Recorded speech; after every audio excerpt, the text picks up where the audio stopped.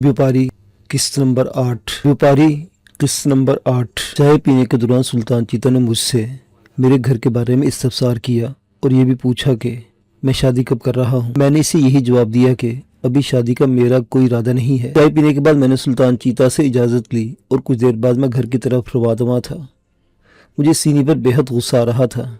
भला इसे पिंग पांग से मेरी शिकायत करने की क्या ज़रूरत थी? अगर मैंने इससे हीरो की बाबत पूछ लिया था तो इसमें कबाहत क्या थी? बाहर कैफ मैंने ये बात अपने दिल में रख ली कि मैं जब भी दोबारा हांगकांग गया तो इससे इस हवाले से शिकवा जरूर करूंगा। ये कुछ सोचते हुए मैं अपने घर पहुंच गया। सीनी की शिकायत ने मेरा मूड ऑफ कर दिया था। यही वजह थी कि जब मैं अपनी बहनों और भाई के साथ रात का खाना खा रहा था तो मैं बेहद संजीदा और खामोश था। मेरी खामोशी और संजीदगी को महसूस करते हुए निगत ने इस्तफसार किया, भाईजान खैरियत तो है ना? आज आप बहुत खामोश है और आपका मूड भी ऑफ लग रहा है। लगता है इनके बास ने कोई बात की है। मेरे जवाब देने से पहले ही फुरकान ने अंदाज़ा लगाया कि वाकई ऐसी बात है भाईजान। निगत हैरान हुई। अरे नहीं, ऐसी कोई बात नहीं। मैंने ज़बरदस्ती मुस्कुराने की कोशिश करते हुए कहा, बस थोड़ी सी तबीयत ख़राब है। थोड़ी सी तबीयत? निगत की हैरानी हुनूस बरकरार थी। अब बस भी कर दो निगत। दफतन बाजी फरत ने निगत को डांटा तो वो मुंह बनाकर रह गई। खाने से फरागत के बाद वो तीनों तो ड्राइंग रूम में चले गए जबकि मैं अपने कमरे में आ गया। बाजी फरत ने चाय का पूछा लेकिन मैंने इनकार कर दिया। मेरा मूड चाय पीने का भी नहीं था। शायद मैंने सीनी की बात अपने दिल पर ले ली थी। चूँकि मुझे कल ड्यूटी पर नहीं जाना था इसलिए मैं सुबह देर तक लंबी तान कर सोता रहा। दिन 11:30 बजे उठा। फ्रेश होने और नाश्ता करने के बाद मैंने सोचा कि मुझे उमर के पास जाना चाहिए। इसके पास गए मुझे 2 या 3 हफ्ते हो चुके थे। जब मैं तैयार होकर जाने लगा तो दफतन मेरे सेल फोन की घंटी गुनगुना उठी। मैंने फ़ोन की स्क्रीन पर देखा, एक अजनबी नंबर जगमगा रहा था। मैंने आंखें सुकेड़ ली और नंबर देखते हुए सोचने लगा कि ये किसकी कॉल हो सकती है। चंद सेकंड बाद मैंने कॉल उठा ली। मैंने सेल फोन कान से लगाने के बाद कहा, हेलो हेलो। दूसरी तरफ से एक निस्वानी आवाज़ सुनाई दी तो मैं बेख्तियार चौंक पड़ा। इसकी आवाज़ काफ़ी दिलकश थी। जी फरमाएं, आपने किससे बात करना है? मैंने जवाब दिया, मिस्टर विजदान, मेरा नाम मारूश बतूल है। क्या आपसे मुलाकात हो सकती है? लड़की ने अपना नाम लेते हुए इस्तफसार किया तो मेरी हैरत दीदनी थी। वो लड़की कौन थी? वो मेरा नाम कैसे जानती थी? आप मुझसे किस से मिलना चाहती हैं? मैंने दरवाजे की तरफ देखते पूछा। मेरा दिल एक बार की धड़क उठा। आपसे जूता बनवाना है, उसने कहा। जूता? मैंने ज़ेर लब दोहराया कि आप जूते नहीं बनाते। वो मुस्तफसर हुई। मैं तो अब स्मगलिंग का काम करता था। तब मैंने कहा, जी मैं जूते बनाता हूँ, तो मैंने इसी सिलसिले में आपसे रब्ता किया है। मारूश बतूल ने कहा, मैंने आपके बारे में सुना है कि आप हर डिज़ाइन के जूते बना लेते हैं। जी बना तो लेता हूँ, लेकिन मैं कहते कहते रुका तो वो जल्दी से बोली, प्लीज़ इनकार मत कीजिएगा मिस्टर विजदान, मुझे अर्जेंटली जूता बनवाना है। अब जितना मुआवजा कहेंगे मैं दे दूंगी। मैं मखमसे में पड़ गया। समझ में नहीं आ रहा था कि इसे क्या जवाब दूं, क्योंकि अब मैं सुल्तान चीता के लिए काम करता था। अगर इसे मालूम हो गया कि मैं दूसरों के लिए भी जूते बना रहा हूं तो वो बुरा मान जाएगा। लेकिन न जाने इस लड़की के लहजे में क्या बात थी कि मैं इसकी बात मानने पर मजबूर हो गया। ओके, मैं आपको जूता बना दूंगा। आप मुझे जूते का साइज़ और डिज़ाइन बता दें, मैं बना दूंगा। मैंने हामी भरते हुए कहा, थैंक यू मिस्टर विजदान। मारूश बतूल मुतशक्किराना लहजे में बोली, लेकिन मसला यह है कि मेरे पास जूता नहीं है, सिर्फ जूते की तस्वीर है और साइज़ का मुझे पता नहीं चल रहा। मैं आपको अपने घर का एड्रेस सेंड कर रही हूँ। अगर आप बुरा ना माने तो आप मेरे घर आ जाएं और जूते का डिज़ाइन और साइज़ ले लें। ठीक है मिस मारूश, आप अपने घर का एड्रेस सेंड कर दें, मैं शाम तक आ जाऊँगा। मैंने लम्हा भर सोचने के बाद जवाब दिया तो मारूश बतूल मुस्तफसर हुई, मिस्टर विजदान कि आप अभी नहीं आ सकते? अभी? मैं सोच में पड़ गया। वो मज़ीद बोली, एक्चुअली मुझे अर्जेंटली जूता बनवाना है, इसलिए आपसे मेरी रिक्वेस्ट है कि आप अभी मेरे घर आ जाएं। अगर आप बिज़ी हैं तो मैं आपको फोर्स नहीं करूँगी। मैंने ठंडी सांस अपने अंदर उड़ेली। नहीं, मैं बिज़ी तो नहीं हूँ। तो फिर आ जाएं। ठीक है मिस मारूश, आप मुझे अपने घर का एड्रेस सेंड कर दें, मैं भी आ जाता हूँ।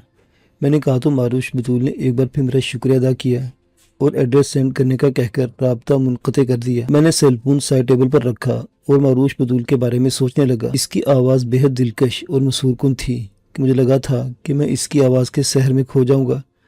शायद किसी ने इसके सामने मेरे बनाए जूतों की तारीफ़ कर दी होगी और वो मुतासिर हो गई होगी। इससे कबल भी कई जाने वाले लोगों के फ़ोन आए थे कि मैं इनकी पसंद के मुताबिक जूते तैयार कर दूं, लेकिन मैंने मुआवज़त कर ली थी। कुछ देर के बाद मेरे सेल फोन की मैसेज टून बज उठी तो मैंने सेल फोन ऑन करके स्क्रीन पर देखा तो वाकई मारूश बतूल ने अपने घर का एड्रेस सेंड किया था। मैंने फ़ोन पतलून की जेब में रखा और आईने के सामने खड़ा होकर अपना तनकीदी जायज़ा लेने लगा। پھر میں نے ٹیبل پر پڑی موٹر سائیکل کی چابی اٹھائی اور کمرے سے نکل کر ڈرائنگ روم میں آ گیا۔ باجی فرح ڈرائنگ روم میں بیٹھی ٹی وی پر انٹرٹینمنٹ کا کوئی پروگرام دیکھ رہی تھی۔ میرے قدموں کی آہٹ سن کر میری تو متوجہ ہوئی۔ کیا کہیں جا رہے ہو وجدان؟ جی باجی، میں نے جواب دیا، ایک دوست سے ملنے جا رہا ہوں۔ کب تک واپسی ہوگی؟ 2-2.5 گھنٹے لگ سکتے ہیں، میں نے جواباً کہا۔ کیا کوئی کام ہے؟ نہیں، ویسے ہی پوچھ رہی تھی، باجی فرت نے کہا، اور میں اس بات میں سر ہلاتا ہوا ڈرائنگ روم سے پورچ میں آ گیا۔ کچھ دیر کے بعد میں اپنی موٹر سائیکل پر سوار ماروش بطول کے گھر کی طرف رواں تھا۔ ماروش بطول کا گھر شہر کی ایک مشہور بڑی کالونی میں واقع تھا۔ مجھے اس کے گھر تک پہنچنے میں 40 منٹ لگے۔ گیٹ پر ماروش بطول ہی نے میرا استقبال کیا۔ وہ سرو قد، سمارٹ اور بہت خوبصورت لڑکی تھی۔ اس کی عمر لگ بھگ 24 سال تھی۔ وہ بلو کلر کی چوڑی دار پاجامے اور فراق میں ملبوس تھی۔ مجھے انتہائی سلیقے سے سجائے گئے ڈرائنگ روم میں بٹھانے کے بعد وہ اندرونی کمرے میں چلی گئی۔ کچھ دیر کے بعد وہ واپس آئی تو اس کے ہاتھ میں ایک سیل فون تھا۔ میرے سامنے والے صوفے پر بیٹھنے کے بعد اس نے سیل فون آن کر کے ایک تصویر اوپن کی اور اسے زوم کر کے میری طرف متوجہ ہوئی۔ مسٹر وجدان، یہ تصویر دیکھ لیں، میں نے اپنے منگیتر کے لیے بالکل ایسا جوتا بنوانا ہے۔ کہتے اس نے سیل فون میری طرف بڑھا دیا۔ میں نے مسکراتے ہوئے اٹھ کر اسے سیل فون لیا اور دوبارہ صوفے پر بیٹھنے کے بعد جب میں نے سیل فون پر وہ تصویر دیکھی تو لمحہ بھر کے لیے میں سن ہو گیا۔ میرے چہرے سے مسکراہٹ ایسے غائب ہو گئی تھی جیسے گدھے کے سر سے سینگ۔ سیل فون پر جس جوتے کی تصویر اوپن تھی وہ میرا اپنا بنایا ہوا جوتا تھا۔ یہ وہ جوتا تھا جس میں میں نے ہیرے ایڈجسٹ کر کے ترکی اسمگل کیے تھے۔ یہ میری سمجھ سے باہر تھا کہ ماروش بطول نے اس جوتے کی تصویر کہاں سے حاصل کی تھی۔ اس جوتے کے ڈیزائن میں کیا خاص بات تھی؟ وہ ایک عام سے ڈیزائن کا تھا جسے کوئی بھی ماہر کاریگر بنا سکتا تھا۔ مجھے محسوس ہوا کہ ماروش بطول کی نظریں مجھ پر جمی ہوئی تھی، تاہم میں نے اس کے دیکھنے سے گریز کیا۔ مسٹر وجدان، آپ کہاں کھو گئے؟ دفتن ماروش بطول کی اس سیر انگیز آواز میری سماعت سے ٹکرائی تو میں حال میں واپس آ گیا۔ مس ماروش، یہ تو عام سے ڈیزائن ہے، یہ تو کوئی بھی کاریگر بنا سکتا ہے، میں نے سیل فون اسے واپس دیتے ہوئے کہا۔ آپ ٹھیک کہہ رہے ہیں، اس نے میری بات سے اتفاق کیا اور سیل فون سائڈ ٹیبل پر رکھتے دلکش انداز میں مسکراتے ہوئے گویا ہوئی، لیکن میں نے آپ کی خاصی تعریف سنی ہے کہ آپ کے ہاتھوں میں بہت صفائی ہے۔ آپ کے بنائے ہوئے جوتے ملک کے کونے کونے میں مشہور ہیں، اس لیے میں نے کسی اور کاریگر کے بجائے آپ کو ترجیح دی ہے۔ مجھے ایسا لگا جیسے مجھے خود پر فخر محسوس ہو رہا ہو۔ اپنی تعریف کسی اچھی نہیں لگتی، اور تعریف بھی وہ جب سامنے بیٹھی کوئی لڑکی تعریف کر رہی ہو۔ یہاں تو ہر انسان یہی چاہتا ہے کہ اس کے کام کی تعریف کی جائے۔ آفس میں کام کرنے والے لوگ بھی اسی کشمکش کا شکار ہوتے ہیں۔ ان کی کوشش ہوتی ہے کہ وہ اچھا کام کرے جس پر انہیں اپنے باس سے شاباش ملے اور ان کے کام کی تعریف ہو۔ آپ کو یہ تصویر کہاں سے ملی؟ مجھے یاد ہے تو میں نے ماروش بطول سے پوچھ دیا۔ یہ تصویر مجھے میری فرینڈ نے دی ہے، ماروش نے جواباً کہا اور جانچنے والے لہجے میں پوچھنے لگی۔ آپ کی پوچھ رہے ہیں؟ ویسے ہی، میں نے مسکرانے کی کوشش کرتے ہوئے کہا۔ اچھا، جوتے کا سائز کیا ہوگا؟ آپ اپنے پیر کے جوتے کا سائز بنا لیں، ماروش نے میرے جوتے کی طرف دیکھتے ہوئے کہا۔ میرے منگیتر کے جوتے کا سائز بھی آپ کے جوتے کی طرح ہے، میں نے ماروش بطول سے دریافت کیا۔ تو کب تک مجھے جوتا بنا کر دے سکتے ہیں آپ؟ میں نے سوچتے ہوئے جواب دیا، پرسوں تک مل جائے گا۔ پرسوں؟ پریشانی نے اس کے حسین چہرے کا احاطہ کیا۔ لیکن مجھے کل تک چاہیے، میں نے پرسوں لندن جانا ہے، میرا منگیتر لندن میں رہتا ہے اور پرسوں اس کی سالگرہ ہے، میں یہ جوتا اس کی سالگرہ پر دینا چاہتی ہوں۔ لمحہ بھر سوچنے کے بعد میں نے حامی بھرتے ہوئے کہا، ٹھیک ہے مس ماروش، میں اپنی پوری کوشش کروں گا کہ کل شام تک آپ کو جوتا مل جائے۔ Thank you. وہ ایک بار پھر متشکرانہ لہجے میں مسکراتے ہوئے بولی، خرچہ کتنا آ جائے گا آپ کے معاوضے سمیت؟ تقریباً 5000، میں نے جواب دیا۔ ٹھیک ہے، ماروش بطول نے سر ہلاتے ہوئے کہا۔ پھر اس نے سائڈ ٹیبل پر پڑا اپنا پرس اٹھایا اور 5000 کا نوٹ نکال کر میری طرف بڑھاتے ہوئے بولی، یہ لے 5000۔ میں نے جھجکتے اس سے 5000 کا کرارا نوٹ لے کر بھی جیب میں رکھا۔ تبھی ڈرائنگ روم میں ایک ادھیڑ عمر ملازمہ داخل ہوئی۔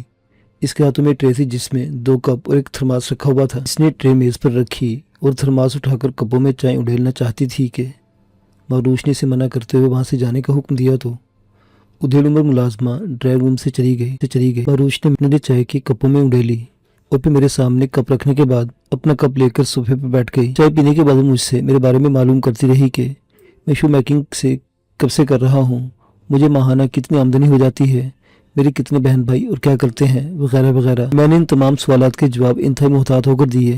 میں نے اپنی ملازمت کے حوالے سے یہ بتایا کہ میں ایک کارخانے میں ملازمت کرتا ہوں جس سے مجھے اچھی خاصی آمدنی ہو جاتی ہے۔ جھوٹ بولتے مجھے قلق ہوا تھا، لیکن اس وقت جھوٹ بولنا میری مجبوری تھی۔ نہ جانے مجھے کیوں کسی گڑبڑ کا احساس ہو رہا تھا۔ مجھے ایسا محسوس ہو رہا تھا جیسے मारूश बतूल मुझसे तफ्तीश कर रही हो और मैं अनदेखी खाई में गिर रहा हूँ। मुझे कोई बचाने वाला नहीं था। मुझे स्मगलिंग करते हुए 1.5 साल हो गया था, लेकिन मेरे अंदर फितरतन एक बुज़दिल इंसान बदस्तूर मौजूद था।